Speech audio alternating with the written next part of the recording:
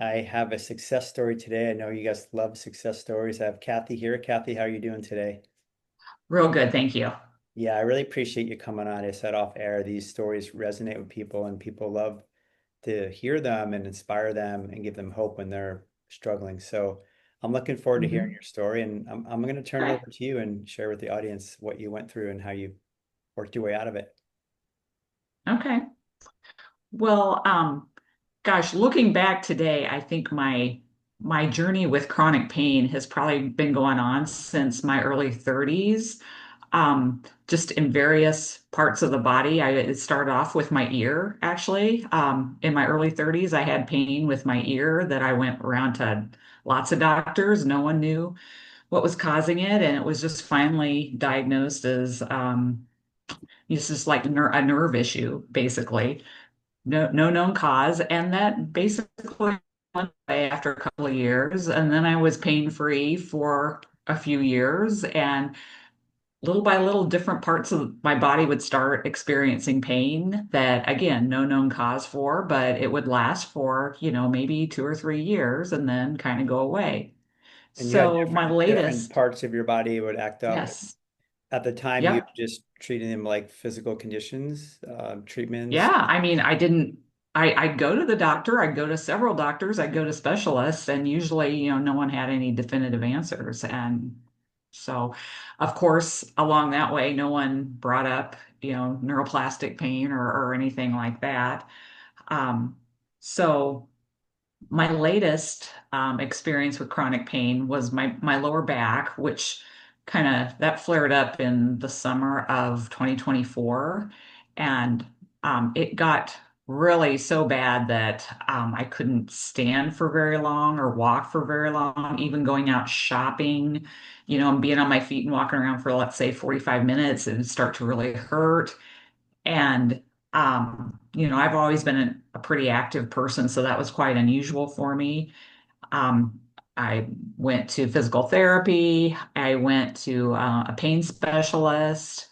I had injections in my SI joint from that diagnosis from the pain specialist. It didn't seem to help.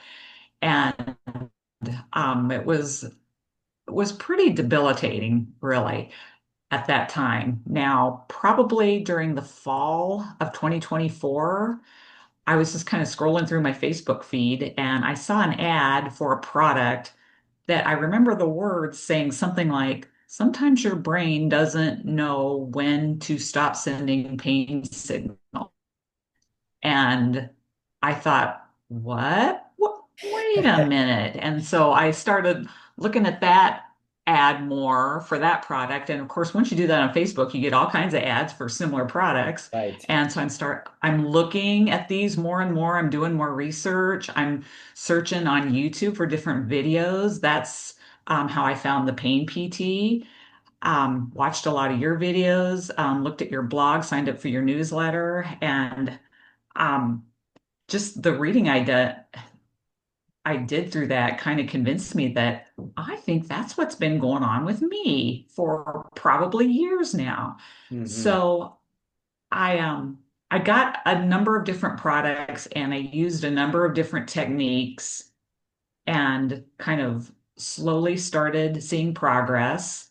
And um, I would have to say, by after 6 to 8 months, maybe, of kind of doing the work, watching the videos, doing the reading, doing the exercises, I was back to normal. And it's not to say that my back never bothers me anymore. If I'm on my feet a lot, just standing mostly. If I'm walking, I can handle walking pretty well, but just standing in one place, that for my whole life has kind of been bothersome.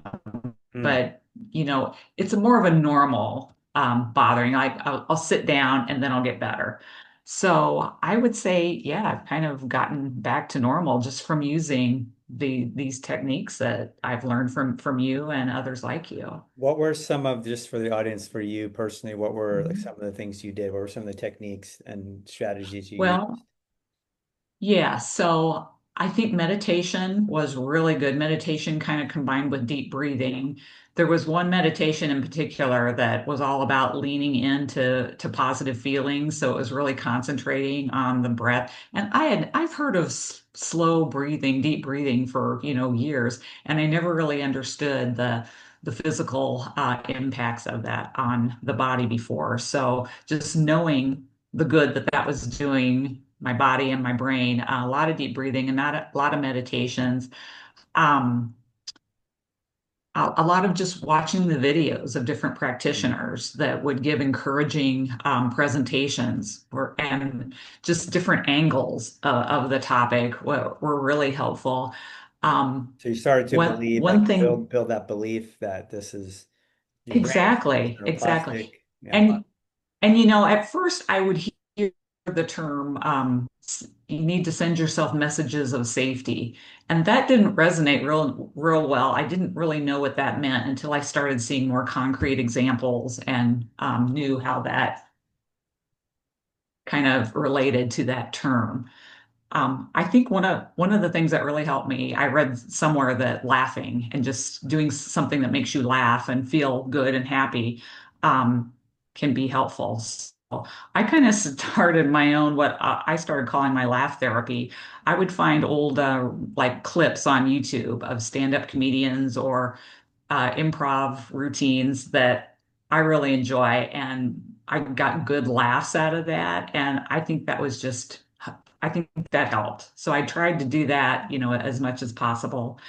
Um, One thing I did not find helpful was the expressive writing that a lot of practitioners will talk about. I tried that and really got into it a few times, but my experience was it actually caused a flare up of an old symptom that I had been over for a couple of years, Mm. caused a reoccurrence of that, which was miserable. But boy, that cemented in my head that, yep, that was totally neuroplastic, and my Yeah, that's what I tell kind people. of Like I'll make the highlight that point now that because you're just stirring up right something in your brain from the past. And so it's kicking off a strong yeah, reaction. And then you can get when you get a physical symptom, it's like, okay, wait a second. I'm just journaling here. I'm not doing anything. right, So it right. really proves the point that, hey, it is neuroplastic, right?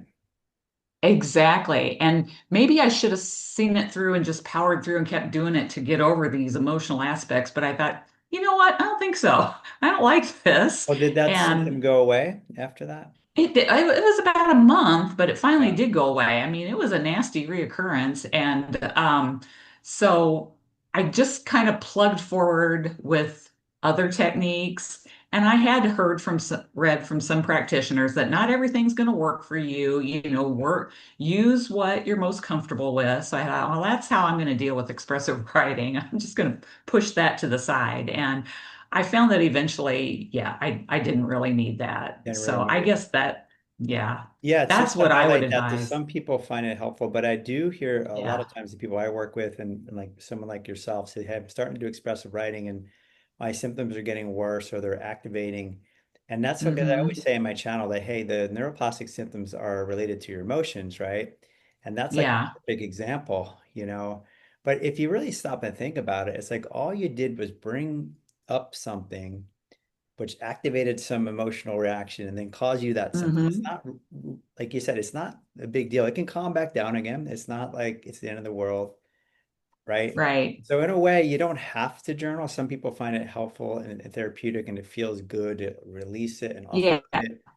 But some people are journaling for months and months and months, and they're not like, I'm not getting anywhere, and they're just recycling old Not getting information. anywhere. That's not very helpful, you know.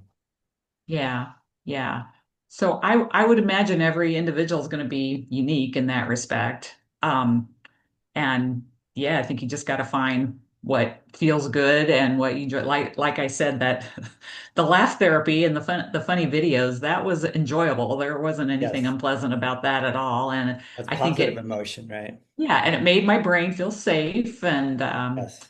And just reading about you just got to plug on with your life and tell your brain that yeah, you do what you got to do, but we're all right, and we're just going to keep living life and doing our activities. We're not in danger. And so I did that. That was another thing I did, just a lot of self-talk and talking to Yes. my Yes. subconscious I brain think or that's a my big point I want to highlight again. yeah. That's a big piece that I've been talking about more recently. Like the self-talk is really important.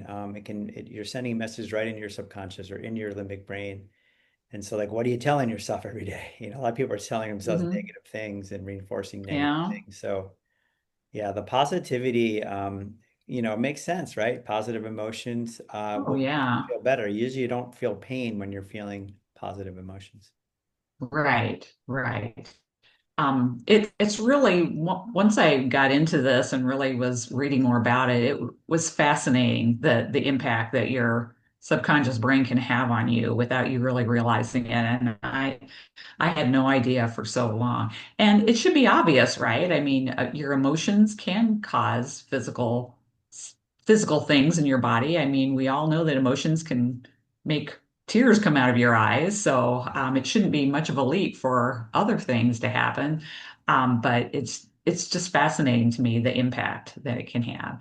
And I don't think other people really get it. If they've never dealt with this, they kind of don't understand or um, I think back on years ago, you'd hear that term psychosomatic. Oh, that's just psychosomatic pain, which kind of indicated that, you were probably crazy or something, or you're making it up. And I think that term's not really used anymore, but I think that's the kind of the connotation that a lot of people have until they really understand what the brain can do to your body. Yeah, the brain is so powerful, and looking in retrospect back at like the episodes of the back pain and other, could you see the links to maybe some stress or at all for you personally when they You acted know, up I tr or I've tried to look back in my early 30s when this ear pain first started, and I can't really pinpoint. Of course, it's been a long time ago. That's been 30 years ago. I yeah. can't really remember anything specific. There probably was just the regular stress of life, or maybe some family issues going on that were stressful. But I can't pinpoint it to anyone thing, oh, if only I had known then. And Mm. I think so many times, oh, the misery I could have saved myself. If only I knew about this, if only I could have practiced these techniques. But, what are you going to do? Live and learn. I've tried to take away some positives. One of my symptoms that I had, I thought was all like food related, food sensitivities, and I cut way back on sugar and tried to really clean up my diet. Well, looking back now, I don't think it really was food related, but certainly didn't do me any harm to clean up my diet. So I try to look at the positive that, Mm. you know, in the end, it maybe did get me a little healthier. With Did the this food back issue, sensitivities, have they settled down too? oh yes, I Yeah. think now that I know that, I don't know that it ever really was food sensitivities. Oh, There that's the may brain, have been a little bit. sensitivity. I always tell I think people it's it the brain was, that's sensitive yeah. to the food, not the food. Well, yeah, yeah. And with my back, my physical therapist and my pain doctors really emphasized how important it is to strengthen my core. And so I've started doing a lot more strength training, which I think overall has been good for me. Now, has it helped my back get better? Maybe. I guess I can't totally rule it out, but I think I think most of that was my brain also. Yeah, like in Just looking back, because you had these conditions that lasted for a long time. exactly, just because of Yeah, my history. your history. Yeah, I Yeah. tell people your history So is really important, right? And then looking at your yeah. emotional mental health history, do you have any history of anxiety or depression in the family or anything like that? No, no, and that's why at first, you know, uh, I didn't think that this probably applied to me. I didn't have a traumatic childhood, or I had a pretty idyllic childhood and upbringing, and yeah, I don't know, but who's to say what should or should not be stressful to the brain? I mean, maybe I just thought, oh, okay, everything's rosy, but my brain was having trouble dealing with it. I don't know. Yeah, Looking back now, I can kind of pinpoint some things that, well, yeah, to a kid, that probably was kind of stressful. Um, but, I wasn't from a broken home. I had good parents. I did have, we lived in a very rural area where there weren't a lot of economic opportunities, and consequently, like three or four of my good friends, their families moved away, to seek better job opportunities. And so I lost good friends as a kid growing up, and that was always really sad. And I look back and I think maybe that impacted me more than I really knew. I had a great family and we were very solid, but I kept losing my good friends when they would move away. So, there's things like that that at the time I thought, well, that's a stretch, and that wasn't that traumatic, but maybe it was. It's I hard. don't Yeah, it's know. sometimes, I'd say it's hard if you don't know, like people are looking for, digging for something, looking for that one thing. And I think you're alluding to the idea that it's not necessary, you don't need to do that to get better. Just this general idea that emotions, like you said earlier, you come out through tears. Like emotions come out very Hmm. physically for some people. Like I think that's just helpful to understand. Like you journaling was just emotions coming out and through your body. I mean, that's Hmm. it. And so if we can just take it as that and be like, you know what, it's not a big deal. You probably have emotions about what happened in the past and they came out in your body this way. Yeah. That's it. That's it. It's Yeah. not a problem Yeah. with that, but it's only a problem if you think it's now a problem or you start worrying about the pain and going for all the treatments. And so people blow up, they blow up a stress reaction, an emotional reaction into a huge thing that can go on for years for some people. Yeah. I have kind of wondered at it all throughout my past through these different chronic pains I've had. I've been one to really dig in and research and look up everything I possibly could to see what I should be doing. And I've learned that that's one of the things that probably gets your brain all hyped up and worried. But then I started thinking, well, once I learned about neuroplastic pain and the solutions to that, I kind of wondered that could I do the same thing with researching this and doing the different techniques and just going overboard like I can be prone to do. So at a certain point, I tried to just kind of back off and, not pay so much attention to it and just do a little bit of safety self-talk and that kind of thing. So because I was worried about going to the extreme, even with, you know, this kind of treatment as well. Yeah, you can turn it into a problem that you're trying to fix, and then you end up not being able to fix it. But when you send safety messages like, "Hey, we're okay. There's nothing wrong here. We're fine. Relax," and then you carry on Hmm. your life normally, that you're teaching your brain that you're fine, right? You're teaching your brain that, hey, everything's all right, and then Right. it does gradually settle down, which it sounds like yours did. Yeah. Yeah. Though, my most recent thing, it's really kind of funny because I think I told you in an email we'd had a trip to Switzerland planned, for months, and it happened in September of this year. And so I had been worried about, oh, am I going to be able to keep up with all the walking and so forth? But that got better, so that was fine. So it was getting closer to the trip, and I was just kind of having normal anxiety about, a European trip, and started noticing chest pains, like on the left side of my chest. Not not at the times where, like during times of exertion where you think it might be a heart issue, but anyway, well, I went to my doctor and had a EKG done, and my heart was fine. But I would notice, especially when breathing deep, I kind of have these little pains. Well, anyway, went to Europe, had the trip, come back. You know what? I don't have chest pains anymore. I think it was just the anxiety That's another about this trip example. Like coming I'm up. just saying, you I had know. normal.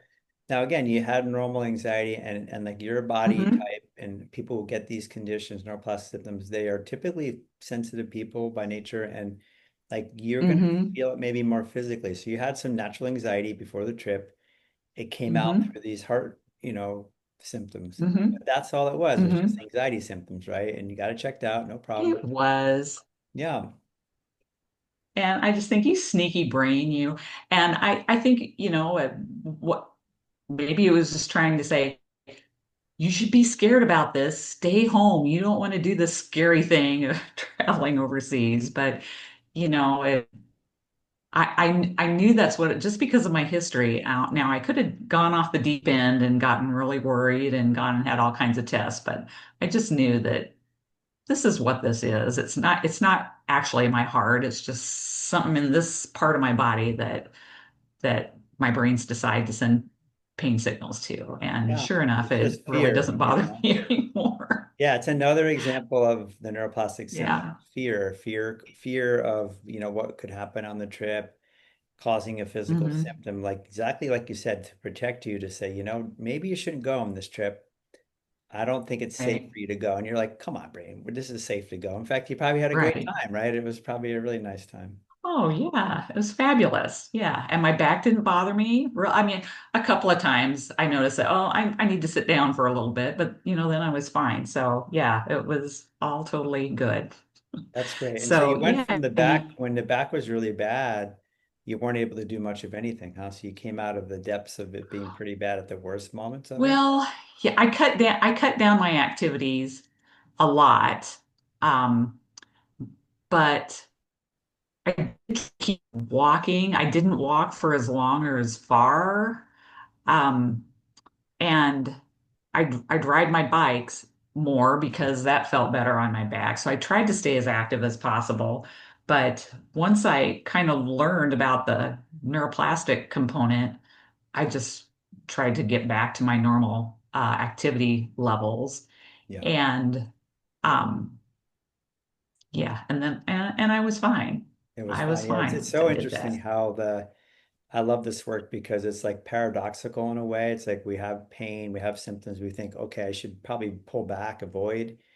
And actually, the way you get better is usually going back to the very things.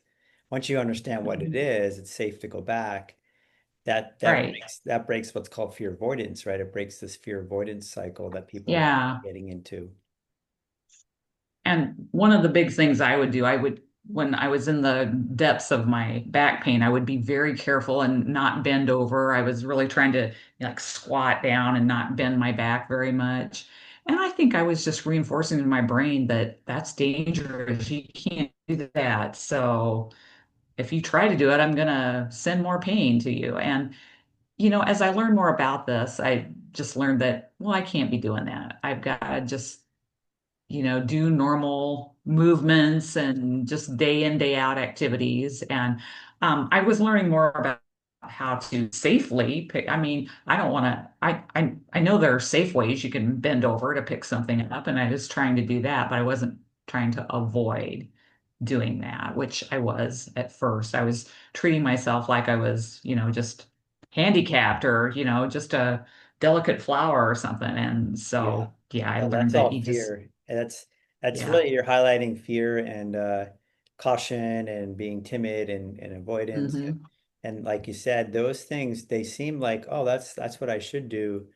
But that just reinforces, like you said, the fear, which then reinforces the Yeah. symptoms. So the answer for, right, once you know it's neuroplastic, is no, I got to do these things. These things are normal. I love that word, by the way. I call it normalize. Let's normalize everything. Uh, Yeah. right. It's not a problem. Don't make it into a problem. Right. So good job. Yes, you normalized your movements, you normalized walking, Hmm. you got back, you send messages of safety, a lot of self-talk. Right, Hmm. listening to information to reinforce that this is neuroplastic. And then it was about 6 months or so, you said 6 or 8 months, I it would started say getting it better. was kind of gradual. Yeah, I started just noticing kind of small little victories. Um, and yeah, I would say by the eighth month for sure, I felt like, oh, I got this.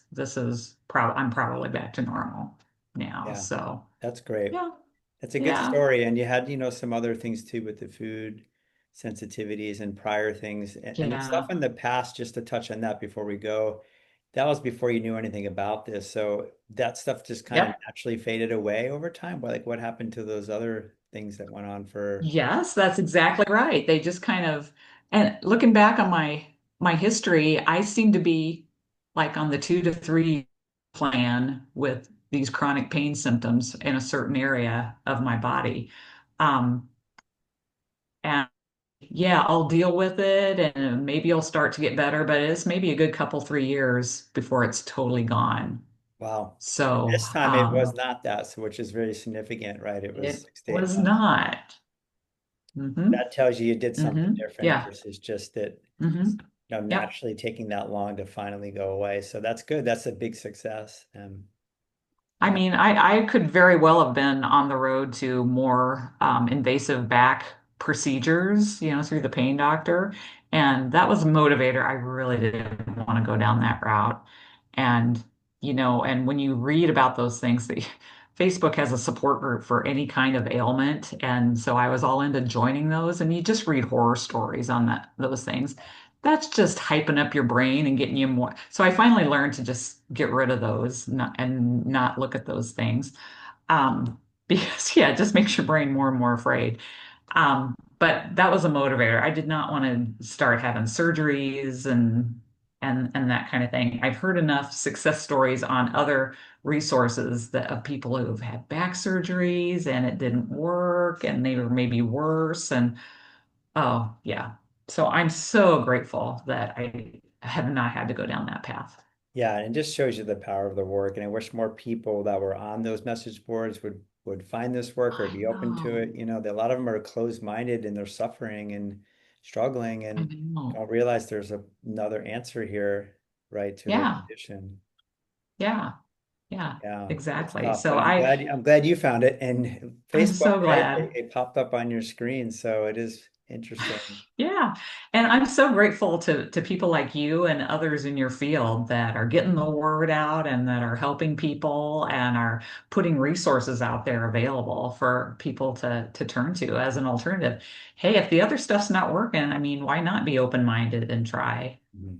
Yeah. Yeah. try And this before we go, work? what was it? Because some people aren't like, because you were not doing this, and all of a sudden you saw something that they Mm. said, oh, maybe this is your brain. What was it that made Yeah. you be open to that or think that maybe that could be it? Well, because it just made me think about all the different symptoms I've had during most of my adult life. Mm. And because, because I had thought before that, boy, don't I just have the worst luck? I keep having these chronic pain symptoms, and I must be the most unlucky person.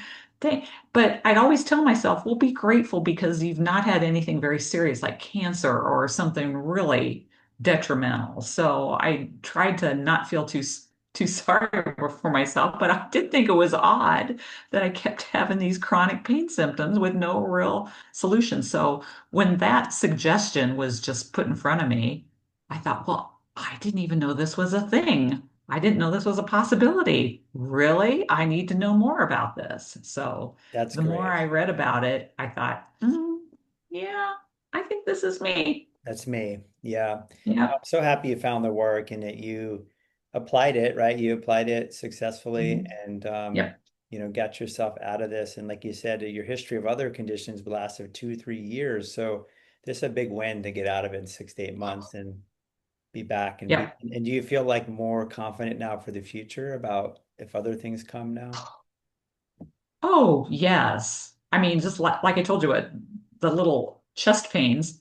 There was a time I would have just gone overboard on going down the heart path for that. But now this time I just knew that, yeah, that's my brain. It's worried about something, so whatever. So yeah, I think that I think that I've set myself up to really just have more tools in the future to recognize when something like this is going on. Yeah, and I love it. I love it because that just makes me feel good that people are using the tools and then you use them again. Like you said, you could have gone down the rabbit hole. And I love what you Yeah, said. You're just like, well, it's the brain. It's not, no big deal, whatever. Like you didn't make it into a big right. deal, which is just a massive help to reduce the fire. I tell people, put the fire out. Let's not inflame this fire that Pour spark sets gasoline on off. it. Yeah, Yeah, pour gasoline on it, make it into a wildfire, and I unfortunately know. that's what happens to people. They don't know. They don't know they're doing that and Right. yeah. So good Yeah. work, great work. And thank you so much for coming on. Is there anything else you want to share with the audience before you go? Oh, I think that's my life story in a nutshell. So Yeah. yeah, that ought to do it. Yeah, that's great. Yeah, thanks so much. And I You're appreciate you welcome. being willing to come on and share your Sure. success. Glad to. Glad to. And thank you for all that you do. Okay, thanks so much. We'll see you later. Okay. Bye-bye. Okay.